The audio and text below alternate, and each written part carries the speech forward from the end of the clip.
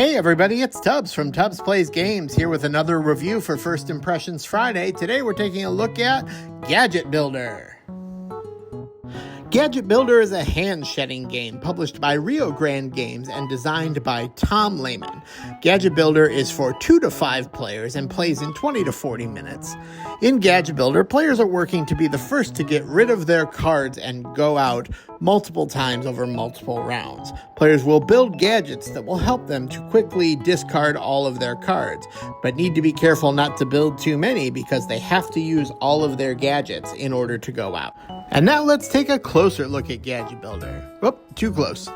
At the start of the game, players are given a hand of 8 cards, and then 1 card is turned face up to start the play pile. Players will then play cards onto the play pile if they match the number or suit of the card showing.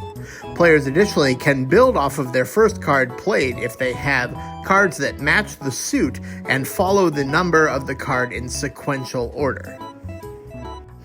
If players cannot play a card to the play pile, a second action that they can take is to draw 1 card from the top of the deck, and they may play it if possible. The third and final ability that the players have is to build gadget cards. And now let's take a closer look at how all of these gadget cards work, as well as how you build them. The first gadget card is the Wild Gadget card. It costs 1 wild card to build and allows the player to discard 1 card. The second gadget card requires discarding 1 other gadget card. This gadget card can be used to straighten a used gadget card and allow it to be reused. The number 2 gadget card will cost the player 2 identical cards of rank and color. This gadget will allow the player to play twice on their turn.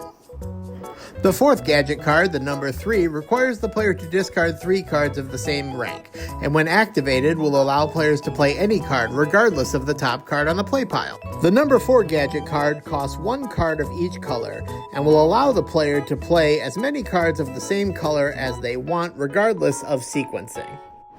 The number 5 gadget card costs the player 5 different cards and will allow the player to play as many cards as they like of the same rank as the play pile's top card, regardless of color. The number 6 gadget costs 3 cards of an even numbered rank and will allow the player to force an opponent to draw 1 card. And finally, the number 7 gadget costs 3 odd-numbered cards and will allow the player to draw 3 cards, discard 2, and keep 1 for themselves. Play continues until a player has used all of their gadgets and played all of their cards. If a player has no cards in their hand but has unused gadgets, they have to draw the number of cards that matches the amount of unused gadgets that they have. When a player goes out, they take a scorecard, and then a new round begins. And the player who reaches the designated number of times going out for the appropriate player count is the winner. In a 4 and 5 player game, that is 2 times. In a 3 player game, it's 3 times. And in a 2 player game, it is 4 times. So that is Gadget Builder from Rio Grande Games and designer Tom Lehmann. Let's talk about what I think about this game. I really dug it. I was kind of leery about it at first because it looked like Uno to me. And, you know, on a base level, it is very similar to Uno or a Crazy Eights type game. But I think that it has the gadget cards add a excellent layer to it of a little bit of strategy, because you really do have to not only manage your gadget cards, you have to use them at the right time and kind of in the right order so that you're not left having no cards but 4 gadgets you haven't used and then having to draw 4 cards. I think that adds a nice layer to it, and this is an excellent game that I think people can play with more beginner level gamers, because I mean, beginner level gamers, we know Uno is a very popular game, and most people can play Uno without a whole lot of explanation, and this adds just enough wrinkle with these gadget cards to make it enjoyable for a more experienced gamer. So that's a big win in my mind. You know that I'm a big fan of accessibility and inclusivity of all gaming levels. So I love a game that can scratch the itch for all levels of gamer, and I found this to be that.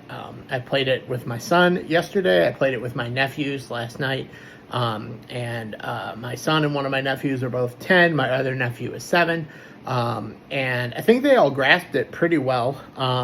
So yeah, I think it's a big win. That's it for me. That's Gadget Builder from Rio Grande Games. I do want to thank Rio Grande Games for sending me a copy of this game to review. Always appreciate that. And until next time, my name is Tubbs, and this is Tubbs Plays Games.